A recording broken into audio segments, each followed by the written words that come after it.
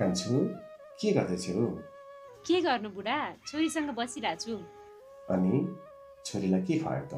जाउलो बनाएर खुवाएँ बुढा। अनि हजुरले के खानु भयो त? एकछिनमा खा जान्छु बरु। मलाई तिम्रो अनि छोरीको बोली सुन्न मन लाग्यो, त्यही भएर फोन गरेको। एकचोटि छोरीलाई बाबा भन भन्देऊ न। हस् बुढा हस्। सारा बाबासँग बोल रे। हेलो छोरी, काम गर्दैछु। बाबा के काम भयो?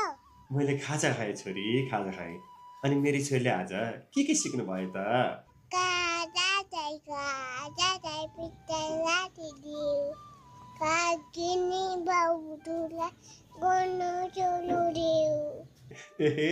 अनि अरू के सिक्यौ त छोरी?